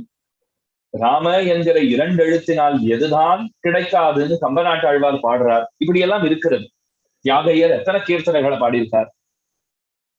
அப்படி இருக்கிற போது ராம பக்திங்கிறத பாபம்னு இப்படி எப்படி நீர் சொல்லலாம்? நீங்கள் கேட்பது நியாயமான கேள்வி. ஆனா ராம பக்தியை பாபம்னு சொன்னவன் அடியேன் அல்ல, பெரியவாச்சான் பிள்ளை சாதித்திருக்கிறார். கேட்ட உடனே பல பேருக்கு அதிர்ச்சியாக கூட இருக்கும். ஓஹோ, ஆசுரப்படி ராமாயணம் எல்லாம் பண்ணி இருக்கிறார். தனிஷ்லோகி விவரணம் ரொம்ப ஆச்சரியமான வியாக்கியானம் எல்லாம் தனிஷ்லோகி பண்ணி இருக்கிறார். ஸ்ரீராமாயணத்திலே பற்பல ஸ்லோகங்களை எடுத்து கையாண்டு அமுதன்ன அர்த்தங்களை பொழிந்திருக்கிற வள்ளல் பெரியவாச்சான் பிள்ளையை பத்தி எப்படி சொல்ல வேண்டும்னு சொன்னால், அவர் நன்கு பிழிந்து சார் எடுத்து அவராலே தூக்கி எறியப்பட்ட ஒரு கரும்பு துண்டம், அதுதான் ஸ்ரீராமாயணம்னு சொல்ல வேண்டும். அப்படின்னா என்ன அர்த்தம்னா, ஸ்ரீராமாயணத்திலே இருந்து சகலார்த்தங்களையும் நன்கு கிரகித்து அதை நல்லா ஒட்ட பிழிஞ்சு சார் எடுத்துட்டார். இதுக்கு மேல அந்த ஸ்ரீராமாயணத்தில இருந்து நவமான அர்த்தங்களை சொல்ல வல்லவர்கள்னு யாரும் புறப்படவே முடியாது. புதுசு புதுசா அர்த்தங்களை சொல்லுகிறேன், ரசகனமான அர்த்தங்களை சொல்லுகிறேன்னு ஒருத்தர் இனிமேல் புறப்பட்டு வரவே முடியாதுங்கிறார். ஏன் அப்படின்னா, எல்லா அர்த்தங்களையும் ஏற்கனவே அவர் எடுத்து சொல்லிட்டார். அந்த பெருமை யாருக்கு? அபயபிரதராஜர்னு கொண்டாடப்படுபவராய் வியாக்கியான சக்கரவர்த்தி என்று பாரு புகழும் பெருமை படைத்திருக்கிறவரான பெரியவாச்சான் பிள்ளைக்கே அணித்தானது. ராமாயணத்திலே கரை தேர்ந்தவர் அவர். அவர் என்ன சொல்றார்? ராம பக்தி பாபம்ங்கிறார். என்ன சுவாமி, இத்தனை அர்த்தங்களை சொல்லிட்டு கடைசியில் அவர் இப்படி சொன்னார், அவர் இப்படி சொன்னார்னு சொல்றச்சேத்தான் இடிக்கிறது. இத்தனை பெரியவாச்சான் பிள்ளை பெருமைகளை சொல்லிவிட்டு இப்படி சொல்லலாமோன்னால் அவர் அழகா சாதிக்கிறார். ராம பக்தி எப்போது பாபமாகும் தெரிந்து கொள்ளுங்கள் அப்படிங்கிறார். பண்டரிபுரத்துல பாருங்க, அது புண்டரீகபுரம். புண்டரீகன்னு ஒருத்தன் தாய் தந்தையருக்கு சேவைகள் செய்கிறான். பகவானே அவனை பார்க்கறதுக்கு ஆசையோட வந்தார். ஒரு செங்கல் அப்படி தூக்கி எறிந்தார். இது மேல நில்லுதோ வரேன்னா, அப்பா அம்மாவுக்கு தொண்டுகள் செய்து கொண்டிருக்கிறேன், முடிச்சுட்டு வரேன் நில்லுன்னா, இன்னமும் வந்துட்டு இருக்கா. அவர் நின்றுட்டே இருக்கார். தன்னுடைய அடியவர்களுக்கு தன்னுடைய தாய் தந்தை என்று இந்த பிள்ளை சேவைகள் செய்கின்றான். தன்னுடைய தாய் தந்தையருக்கு சேவைகள் செய்கின்றான். அந்த தாய் தந்தையர் நம்முடைய அடியவர்கள். நம்முடைய அடியவர்களை இவன் பூசிக்கின்றான். இவன் சொன்ன இடத்துல நிற்பது நமக்கு கடமை என்று பகவான் நிற்கிறார். எத்தனை பெரிய விஷயம் பாருங்க. இது ரொம்ப ஆச்சரியமான விஷயம். அப்படித்தான் அந்த புண்டரீகபுரத்திலே நிற்கிறார். ஸ்ரீராமாயணத்திலே சத்ருக்னன் பரதனுக்கு ஆட்பட்டவன். எப்படி ராமனை விட்டு லக்ஷ்மணன் பிரியவே மாட்டானோ அப்படி பரதனை விட்டு பிரியாதவனாக சத்ருகுணன் இருக்கின்றான். ஒருபோதும் பரதனை அவன் பிரிவதே கிடையாது. சுமித்ரா தேவி எத்தனை பெரிய பாக்கியசாலி பாருங்கள். 2 குழந்தைகளை ஈன்றெடுத்தாள். ஒரு குழந்தை பகவானை விடவே விடாது, ஒரு குழந்தை பாகவதனை விடவே விடாது. பிள்ளைகள்னு பெற்றால் இப்படித்தானே பெற வேண்டும். ஒன்னு பெருமானுக்கே ஆட்பட்டு இருக்கிற பிள்ளை, ஒன்னு பாகவதனுக்கே ஆட்பட்டு இருக்கிற பிள்ளை. அவளை போல பாக்கியசாலி இன்னொருத்தர் உண்டான்னு சொல்லலாம். கம்பர் ரொம்ப அழகா ஒரு விஷயம் சொல்றார். பரதனை தசரதன் அழைக்கிறான். என்னமோ தெரியல, திடீர்னு ஒரு நாள் கூப்பிட்டான். கூப்பிட்டுட்டு, உங்க தாத்தா ரொம்ப நாளா நீ வரவே இல்லைன்னு சொல்லிட்டு இருக்கார்.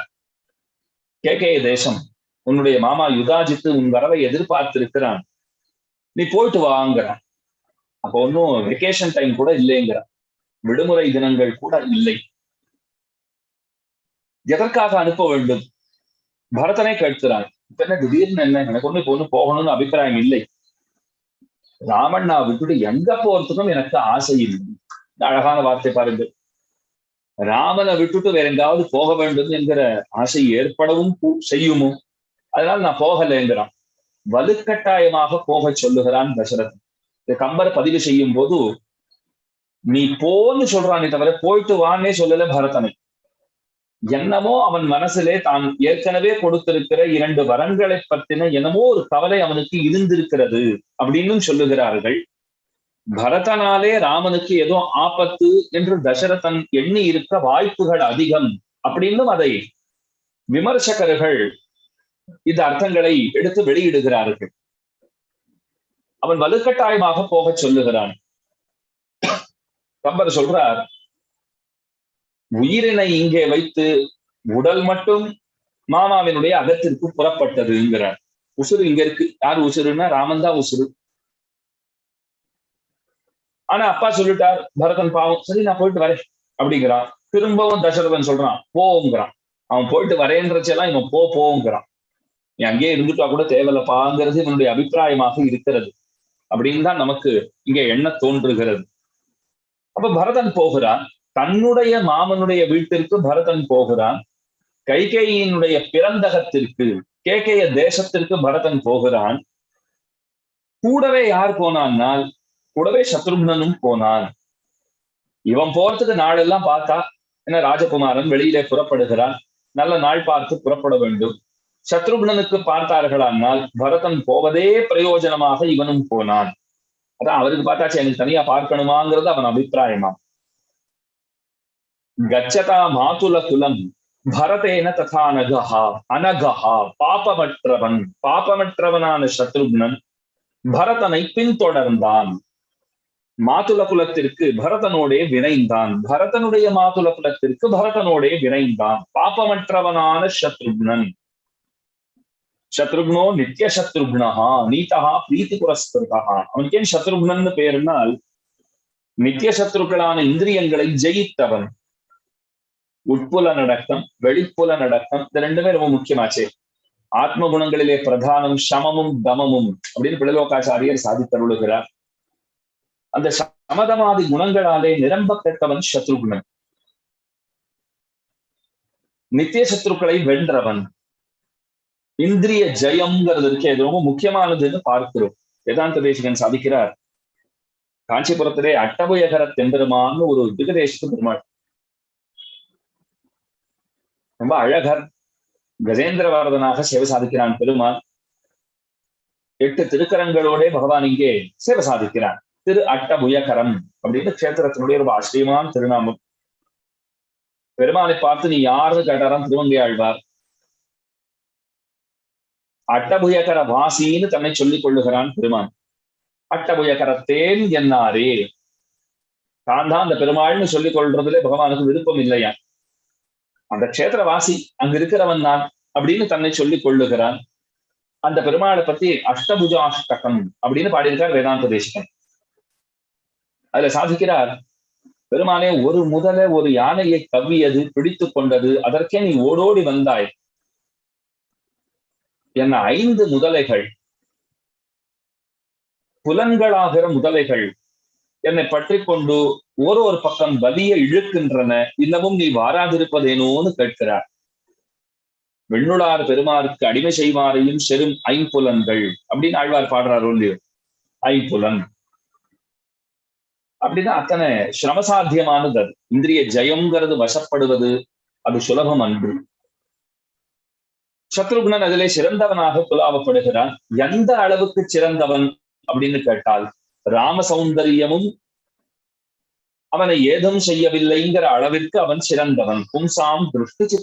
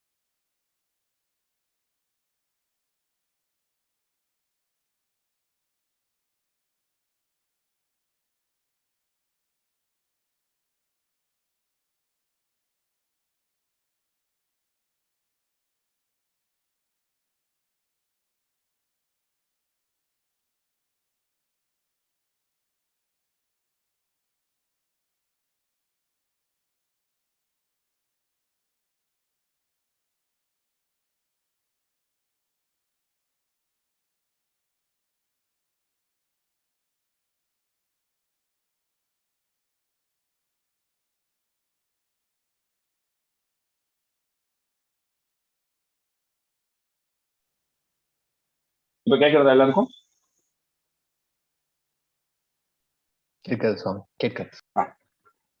ரூப ஔதாரிய குணை பும்சாம் திருஷ்டி சித்தாபகாரிணம். ஸ்ரீராமாயணத்துல ரொம்ப ஆச்சரியமான ஸ்லோகம். பகவான் ஔதாரிய குணத்திலே அவருக்கு நிகராக இன்னொருத்தரை சொல்லவே முடியாது.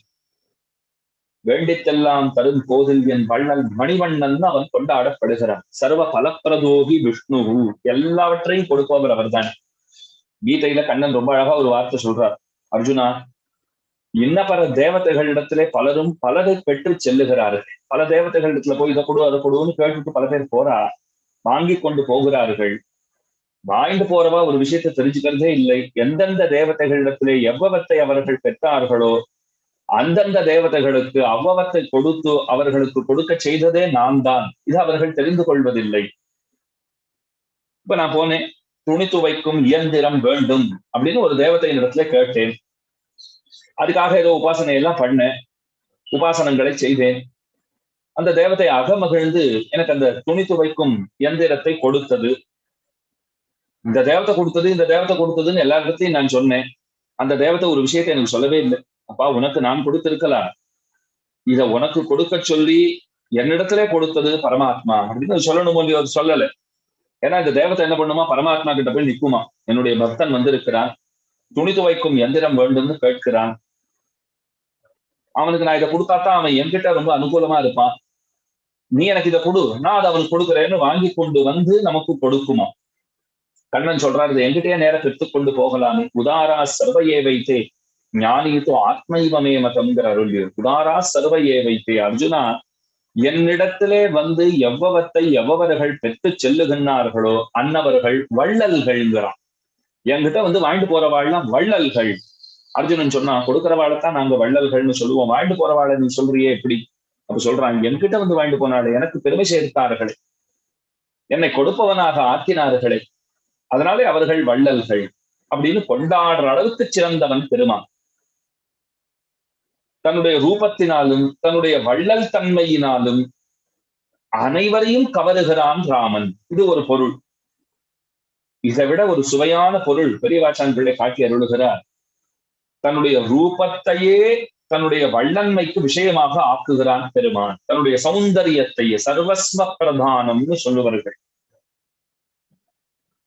தன்னுடைய அனைத்து அழகையும் பெருமான் கரதலாமரகமாக கொடுக்கிறான், கையில் அங்கு நெல்லிக்கனியாக ஆக்குகிறான். அப்ப இங்க எது ஔதாரியம், எது வள்ளன்மை அப்படின்னால், தன்னுடைய அழக அப்படியே கொடுக்கிறார் பாருங்க. ஏஷ சர்வஸ்வ பூதஸ்து பரிஷ்வங்கோ ஹனுமதஹான் ஸ்ரீராமாயணத்தில் ரொம்ப அசைமான ஸ்லோகம். ஹனுமானை அப்படியே கட்டி அணைத்துக் கொள்ளுகிறான் பெருமான். ஹனுமானுக்கு என்ன பரிசு கொடுக்கிறதுன்னே தெரியல. அவன் செய்திருக்கிற செயலுக்கு நான் எதனை கொடுப்பேன், இன்னமும் உன் அடியாருக்கு என் செய்வன் என்றே இருத்தினிங்கிற அருளி ஆழ்வார். இன்னமும் என்ன செய்வேன் என்ன கொடுக்கறதுன்னு தவிப்பாராம் பெருமாள். ஹனுமானுக்கு என்ன கொடுப்பதுன்னு பார்த்தார். பக்கத்துல அழைத்தார், 2 கைகளை இப்படி உயர தூக்கினார், அருகே வான்னு கூப்பிட்டார். அணைத்துக் கொள்ளுகிறான் அனுமனை. ஏஷ சர்வஸ்வபூதஸ்து பரிஷ்வங்கோ ஹனுமதா, எதை கொடுத்தால் எல்லாம் கொடுத்ததாக ஆகுமோ அதனை கொடுத்தான். குருமா மணிப்பூன் குலாவி திகழும் திருமார்பையே தந்தான். எந்த திருமார்பினாலே பிராட்டியை பெருமான் புல்கி அணைத்துக் கொள்ளுகின்றானோ அந்த திருமார்பை ஒரு வானரத்திற்கு கொடுத்தான்ங்கிறது எத்தனை ஆச்சரியமான விஷயம். அப்ப சர்வஸ்வ பிரதானம், தன்னுடைய அழகையே பெருமான் ஔதாரியத்துக்கு விஷயமாக ஆக்குகிறான். அதுல மயங்காத இருந்தவர்னா சத்ருகுணன். ராமனிடத்துல போய் உனக்கு எந்த தம்பி ரொம்ப பிடிக்கும்னு கேட்டா அவர் சொன்னார், எனக்கு சத்ருகுணனைத்தான் ரொம்ப பிடிக்கும். என்னப்பா அது பரதனை சொல்லியிருந்தா நாங்கள்லாம் புரிஞ்சுப்போம், அத்தியந்த பாரதந்திரியம் அவனிடத்திலே உண்டு. இல்ல லக்ஷ்மணனையாவது சொல்லியிருக்கலாம், கூடவே எல்லாம் உனக்குன்னு பார்த்து பார்த்து செய்கின்ற ஒரு தகப்பனார் ஸ்தானத்துல இருந்து ஒரு பிள்ளைய போல பார்த்துட்டவன் அவன். நீ ஏன் சத்ருகுணனை சொல்றேன்னால், அவன் என்கிட்டயே வரதில்லை அதனால பிடிக்கும்னா.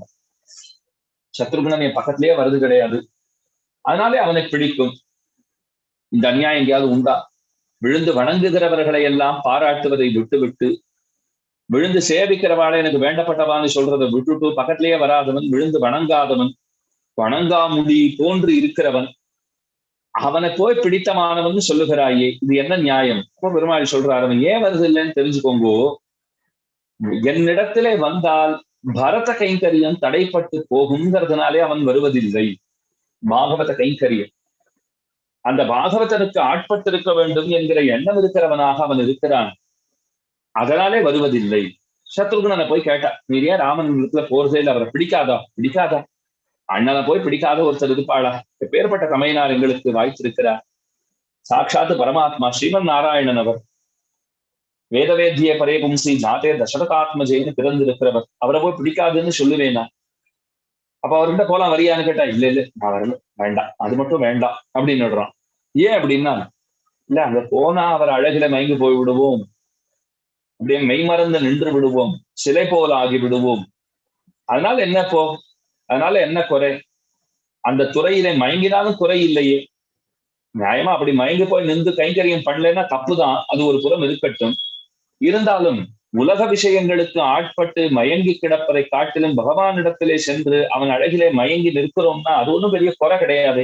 வாயன் உள்ள மயங்கி நிற்கலாம் தான், அதனாலே பரத அண்ணாவினுடைய கைங்கரியம் தடைப்பட்டு போகும். அதனால நான் போறதே கிடையாது. அதனால்தான் பெரியவாச்சான் பிள்ளை சாதித்தார், ராம பக்திங்கிற பாபமற்றவன். ராம பக்தி எப்போது பாபமாகும்னால், அவன் அடியார்களை பூசிப்பதிலிருந்து பகவத் பக்தி நம்மை விலக்கி வைக்கிறதுன்னு சொன்னால் அப்போது அந்த பகவத் பக்தி பாபமாக கருதப்படுகிறது. அவனை காட்டிலும் அவனுடைய அடியவர்கள் முக்கியங்கிறது இந்த இடத்துல நமக்கு சொல்லப்படுகிறது. அதனாலதான் திருமங்கை ஆழ்வார் சௌரி பெருமாள் இடத்துல சொல்றார், புத்ததும் உன் அடியார்க்கு அடிமை, உனக்கடிமை என்று எண்ணிக்கொண்டு இங்கே வந்தேன், காலக்ஷேபம் பண்ணின பிற்பாடு என்ன தெரிந்து கொண்டேன்னால், உனக்கு அடிமை அல்லேன், உன் அடியவர்களுக்கு அடிமை என்று தெரிந்து கொண்டேன். இந்த இடத்துல ஒரு சம்பாஷணை, ஒரு உரையாடல், அது அவசியமாக சிந்தித்து இன்புறத்தக்கது, கேட்டு இன்புறத்தக்கது. நஞ்சியர் நம்பிள்ளை சம்வாதம் ஸ்ரீ வைஷ்ணவ சம்பிரதாயத்திலே ரொம்ப பிரசித்தம். அந்த 2 பேரும் பேசிக்கொண்டார் போலே, முன்னும் பின்னும் இன்னமும் 2 பேர் பேசிக்கொள்ளவே இல்லைன்னு சொல்லலாம். 2 பேர் பேசிண்டா எப்படி பேசிக்கொள்ள வேண்டும்ங்கிறத இந்த இடத்துல நாம் புரிந்து கொள்ள வேண்டும். ஓரிரு நாள்கள் முன்பு கீர்த்தி மூர்த்தி மகா வித்வான் குன்றப்பாக்கம் சீமாச்சார் சுவாமியினுடைய 180வது திருநட்சத்திர பூர்த்தி காஞ்சிபுரத்திலே கொண்டாடப்பட்டது. இந்த சுவாமி மகா சுவாமின்னு கொண்டாடப்படுகிறார். மண்டைய மனந்தாழ்வார் சுவாமிக்கு பிற்பாடு ஸ்ரீ வைஷ்ணவ சம்பிரதாயத்திலே தோன்றிய அத்விதீய வித்வான் என்று அவர் குலாவப்படுகிறார். அந்த சுவாமியினுடைய வைபவபரமாக சில விஷயங்கள் காஞ்சிபுரத்திலே சில உற்சவங்கள் நடந்தன. கார்த்தால அருளி செயல் கோஷ்டி, சாயங்காலம் ஒரு வித்வத் சதஸ். ஸ்ரீமது உபயவே திருப்புல்லாணி சுந்தரராஜயங்கார் சுவாமி, ஸ்ரீமது உபயவே திருக்கோவலூர் தர்க்கரத்னம் மணிவண்ணன் சுவாமி போல்வார் எழுந்தருளி இருந்தார்கள். ஸ்ரீமது உபயவே ஜெகத்குரு காதி ஸ்ரீனிவாசாச்சாரிய சுவாமி இத்தனை திருநட்சத்திரத்திலும் இந்த முதுமையான பிராயத்திலும் கூட அவர் எல்லா உற்சவங்களிலும் எல்லா வைபவங்களிலும் கலந்து கொண்டு சிறப்பித்தார். அப்ப மத்தியானம் ரொம்ப ஒரு ஆச்சரியமான அர்த்தத்தை தாதி சுவாமி சாதித்தருளினார். கீர்த்திமூர்த்தி நியாய வேதாந்த மகாவித்வான் திருமலை அனந்தான் பிள்ளை கிருஷ்ணமாச்சாரிய சுவாமி TAK சுவாமின்னு பிரசித்தர். அந்த சுவாமி தமக்கு சொன்னதாக காதி சுவாமி ஒரு அர்த்தம் சொன்னார். அது என்ன அப்படின்னா, இந்த குன்றப்பாக்கம் சுவாமி ராத்திரி 1 மணி 2 மணி இல்ல 3 மணி வேளைக்கு அவருக்கு ஏதாவது ஒரு அர்த்தம் ஸ்புரித்ததென்றால் அப்போ ஒரு இடத்துக்கு உடனே ஓடுவரான். எங்கன்னா தம்முடைய சீடர் புருஷ கிருஷ்ணமாச்சாரிய சுவாமின்னு அந்த நாடில எழுந்தருள் இருந்த ஒரு மகா வித்வான். அந்த சுவாமி இந்த குன்னப்பாக்கம் சுவாமியினுடைய சீடர். அவருடைய திருமாலைக்கு ஓடுவரான். ஆச்சாரியன் சிஷ்யனுடைய இருப்பிடத்திற்கு ஓடுவர். இப்போ இந்த 3 மணிக்கு 2:30 மணிக்கு கதவை தட்டுவரான். என்ன சுவாமி இந்த வேளையில என்ன இந்த அர்த்தம் ஸ்புரித்தது, உமக்கு சொல்ல வேண்டும் என்று பாரித்துக் கொண்டு வந்தேன். அவரை உள்ளே வரவேற்று ரொம்ப ஆனந்தத்தோட அதை பொழுது போறதே தெரியாமல் அந்த விஷயங்களை அவர்கள் விவாதித்துக் கொண்டு மகிழ்ந்து கொண்டிருப்பார்கள் அப்படின்னு சாதித்தார். இது கேட்கறச்சு அப்படி எனக்கு ரொம்ப ஆனந்தமாக இருந்தது. 2:30 மணிக்கு போய் நடு ராத்திரியிலே ஒரு சீடனை எழுப்ப வேண்டும்னு சொன்னால் அந்த ஆச்சாரியனுக்கு அந்த சீடனிடத்திலே எத்தனை பரிவு இருக்க வேண்டும். அந்த சீடனும் ஆச்சாரியனை வரவேற்று அந்த அர்த்தங்களை பெற்றே தீர வேண்டும்ங்கிற பாதிப்போட அவர் திருடிவாரத்திலே அமர்ந்து அந்த அர்த்தங்களை கேட்க வேண்டும் என்னால் அந்த அர்த்தங்களை உபதேசிக்கிற ஆச்சாரியனிடத்திலேயும் அவருக்கு எத்தனை பக்தி இருக்க வேண்டும். நாம இருந்த அடுத்த நாள் போய் ஆச்சாரியனிடத்துல சொல்லிடுவோம், சுவாமி எதுவா இருந்தாலும் இங்க வரச்சது அவர் சொன்னா போறோம், சொல்லலைன்னா கூட பரவாயில்ல, அதுக்காக பாதி ராத்திரிலாம் வந்தா ஆற்றுல வையறான்னு விடுவோம். ஆற்றுல கூட ஒன்றும் சொல்லியிருக்க மாட்டா, ஆனா நமக்கு ஒரு சாக்கு வேணுமே. ஆற்றுல அம்மா வைக்கிறா, அப்பா வைக்கிறா, மனைவி வைகிறாள், குழந்தைகள் வைகின்றனர் அப்படின்னு எதையாவது சொல்லிடுவோம். இந்த மாதிரி வந்து எழுப்புறாரு நியாயமானு கேட்கிறா அப்படின்னு எல்லாம் சொல்லிடுவோம். ஆனா அவர்களுக்கு இடையே இருந்த அந்த அந்யோன்யம் பாருங்கள். எப்ப வேணும்னாலும் இவனை எழுப்பலாம்ங்கிற அளவுக்கு அந்த சீடன் தன்னை ஆக்கி கொடுத்திருக்கிறானே அந்த ஆச்சாரிய இடத்துல. இது எத்தனை பெரிய வைபவம்.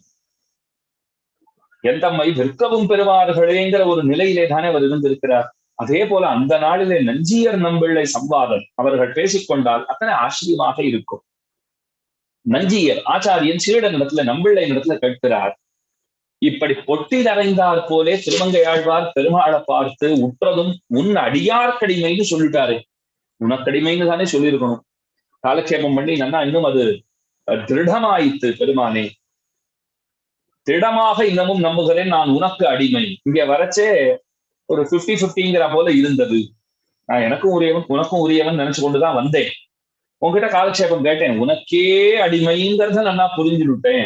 இப்ப திடமாயிற்று அப்படின்னு சொல்லியிருந்தா நல்லா இருந்திருக்கும். அதை விட்டுட்டு உற்றதும் உன் அடியார்க்கடிமைன்னு சொல்லியிருக்காரு. பகவான் வேதனைப்பட்டிருப்பானே அப்படின்னு ஆச்சாரியர் கேட்கிறார். நஞ்சியர் நம்பிள்ளை இடத்திலே வினவுகிறார். நம்பிள்ள சொல்றார், அப்படி அன்று. நஞ்சியர் சொல்றார், அப்ப பெருமான் எப்படி இருந்திருப்பான்? இந்த பதில் சொன்ன உடனே பகவான் அவனுடைய திருமுக மண்டலம் என்னவாகி இருக்கும்?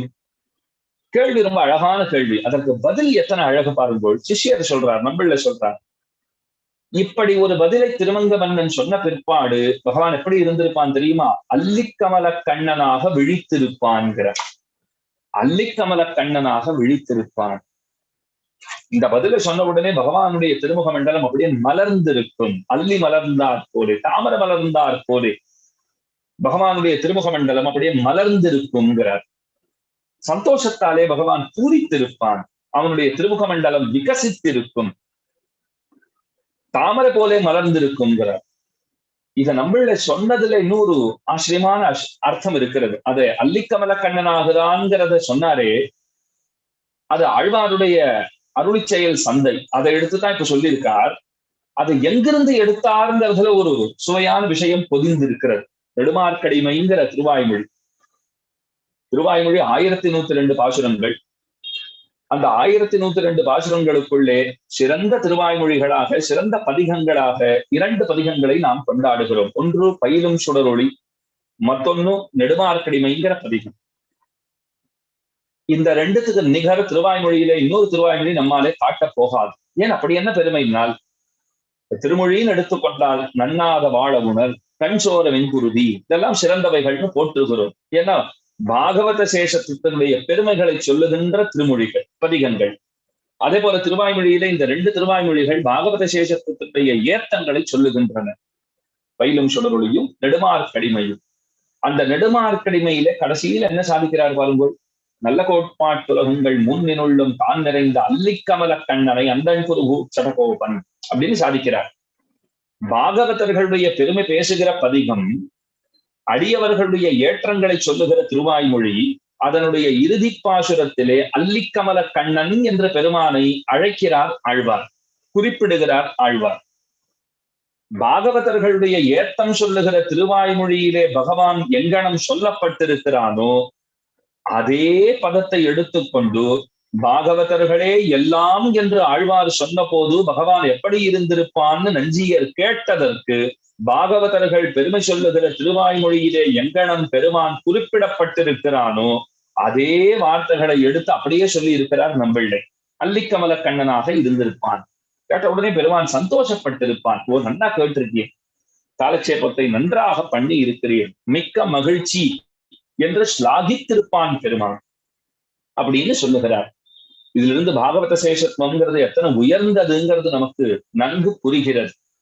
அப்ப சத்ருகுணாழ்வான் ஆகட்டும், அதற்கு மேலே மதுர கவி நிஷ்டைன்னு கொண்டாடுகிறோம். ஆழ்வாரிடத்துல அப்படித்தானே அவரும் அழங்காற்பட்டிருந்தார். தேவுமத்தறியேன், பாகவதனான இந்த ஆச்சாரியனே தனக்கு எல்லாம்னு இருந்தார் ஒன்று. அதே போலத்தான் ஆண்டாள் நாச்சியாரும் அதனை அனுஷ்டித்து காட்டினாள். எம்பெருமானார் அதிலே சிறந்தவர்கள், அடியார்கள் அவர்களிடத்திலே பேரன்பு மிக்கவர், அடியார்களையே தமக்கு எல்லாமுமாக கொண்டிருக்கிறவர், மாறன் அடிபணிந்து உய்ந்தவரான ராமானுஷர், அவருக்கும் அதுவே பெருமை. மணவாள மாமுனிகள் அவர் என்ன சாதிக்கிறார்? எம்பெருமானார் இடத்திலே பிரார்த்திக்கிறார்,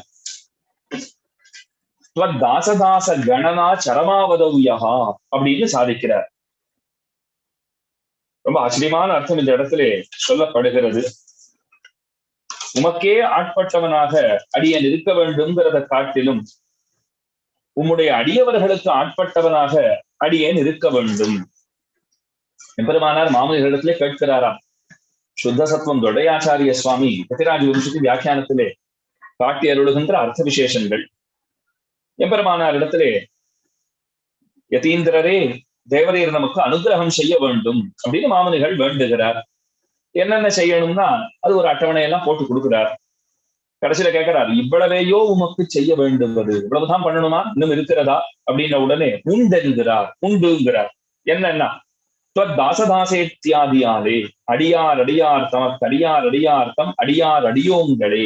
ஆழ்வார் திருவாய்மொழியிலே பாடுகிறாரே, தொண்டர் தொண்டர் தொண்டர் தொண்டன் ஷடகோபன்னு சாதிக்கிறாரே, அந்த நிலை யாதொன்று உண்டோ? பிருத்திய பிருத்திய பரிசாரக பிருத்திய பிருத்திய பிருத்தியஸ்ய பிருத்திய இதிமாம் ஸ்மரலோகநாத. குலசேகர பெருமாள் முகுந்த மாலையிலே பாடுகிறார், உன்னுடைய அடியவர்களுக்கு அடியவர்களுக்கு அடியவர்களுக்கு அடியவனுக்கு அடியவனுக்கு அடியவனுக்கு அடியவனுக்குன்னு அந்த கடைசியில இருக்கிறது பாருங்கள். இதுக்கு மேல இல்லைங்கிற இடத்திலே நான் நிற்க வேண்டும் அப்படின்னு பிரார்த்திக்கிறார். ஆழ்வார் பகவத் விஷயத்திலே பிரார்த்தித்தா போதே இவர் இவ்விஷயத்திலே பிரார்த்திக்கிறார். எம்பெருமானார் இடத்திலே மணவாள மாமுனிகள் அந்த பிரார்த்தனைத்தான் பண்ணுகிறார். விஷய பிரேமம் தலையெடுத்தால் சம்பந்தி சம்பந்தி சம்பந்திகள் அளவும் செல்லுமிரே. அந்த விஷய பிரேமம், விஷய வைலட்சண்யம்னு சொல்லுகிறோமே, அதாலே நாம் ஈர்க்கப்பட்டோம்னு சொன்னால் நம்முடைய அன்பு அதோட நின்று விடாது. கல்யாணம் பண்ணிக்கிறோம், மனைவி வருகிறாள், மனைவியிடத்திலே அன்பு அவள் அளவிலே நின்று விடுகிறதா? அவளுடைய தூரத்து சொந்தம் வரைக்கும் அன்பு இருக்குமா?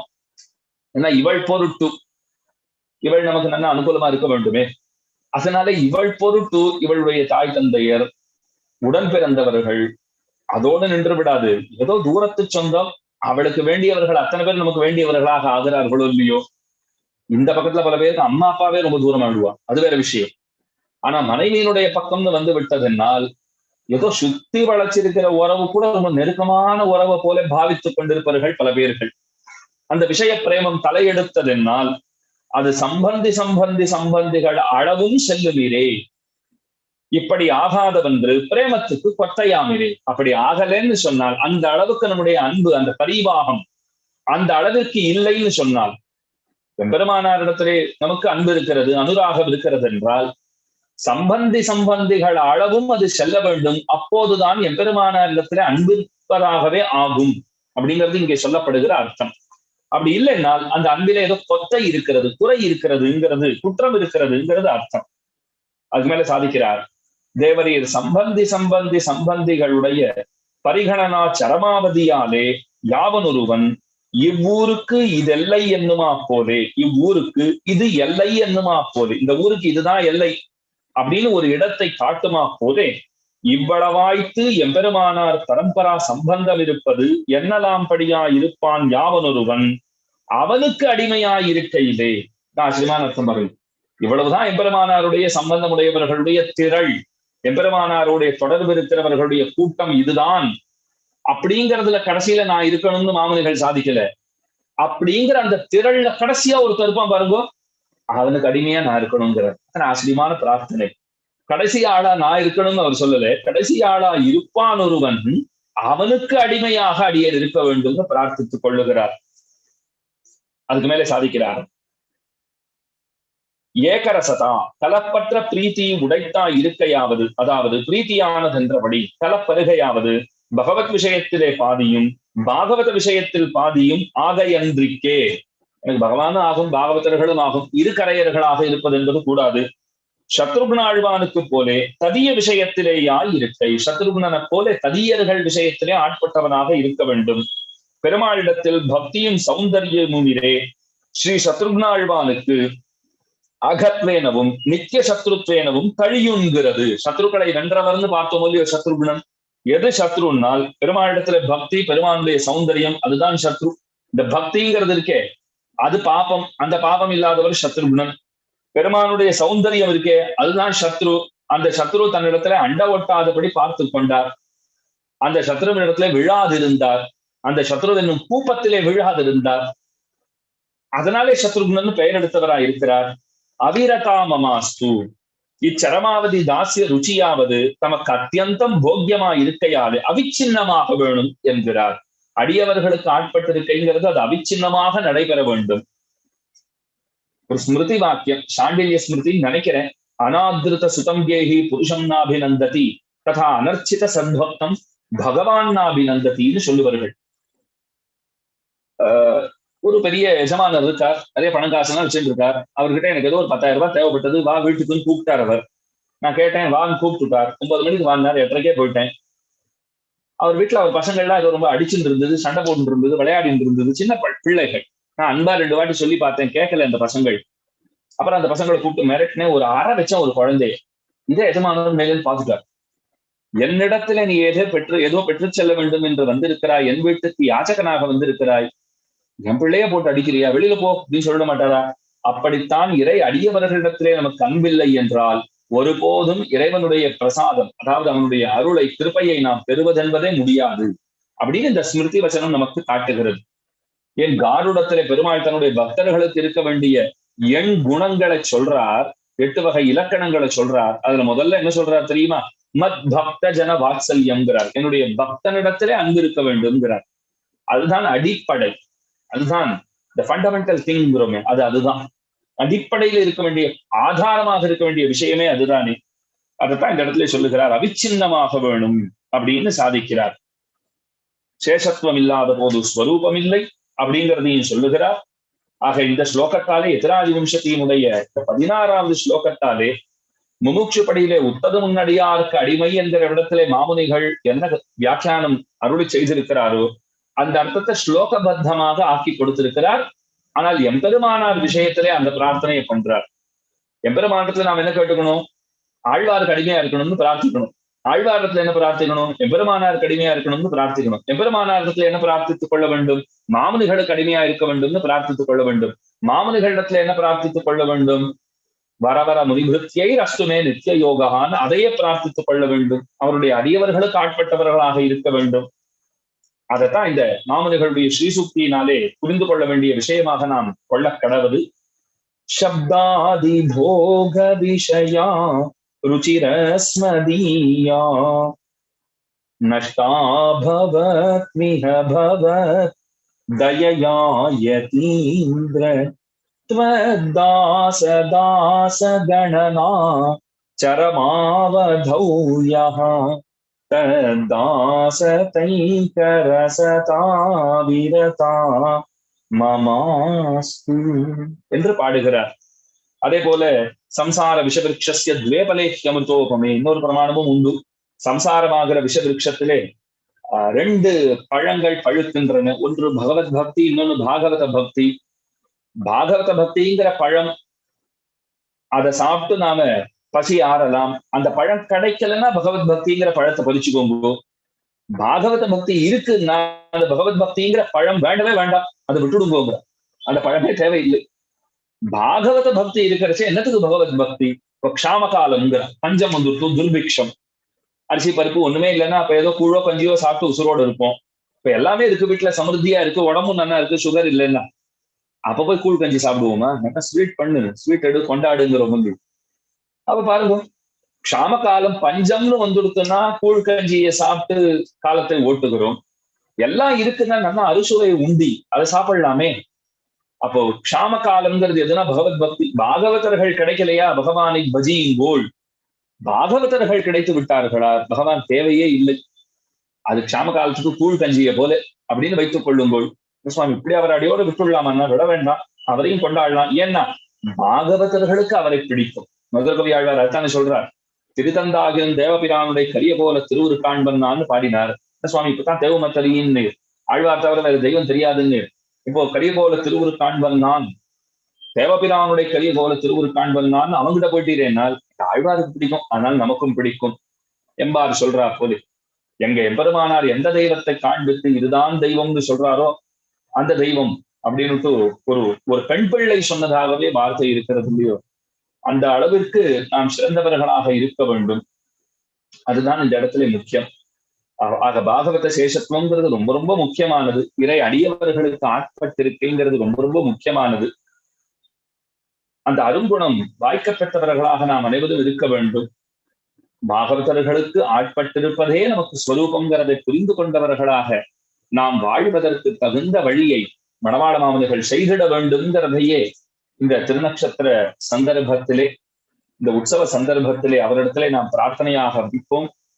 அபகதமதமானைஹி அந்திமோபாயனிஷ்டைஹி அதிகத பரமார்த்தைஹி அர்த்தகாம அனபேக்ஷைஹி நிகில ஜன சுஹృத்பிஹி நிர்ஜித க்ரோதலோபைஹி வரவர முனிபிருத்யைஹி அஸ்துமே நித்ய யோகா என அதையே பிரார்த்தித்துக் கொண்டு பாகவத சேஷத்துவம் லபிக்க பெற்றவர்களாக அனைவரும் ஆகிட வேண்டும்ங்கிறதையே விண்ணப்பித்துக் கொண்டு புத்தம் குறைகளை பொறுத்தருள கேட்டுக்கொண்டு இந்த சீரிய நல்வாய்ப்பினை நல்கியமைக்காக அனைத்து பாகவதோத்தமர்களுக்கும் அடியனுடைய பிரணாமபூர்வகமான கிருத்தஜதானுசந்தானங்களை செய்து கொண்டு அடியன் அமைகிறேன். ஸ்ரீமதே ரம்யஜாமாத்ரு மீந்திராய மகாத்மனே ஸ்ரீரங்கவாசினே பூயாத் நித்யஸ்ரீ நித்யமங்கலம்.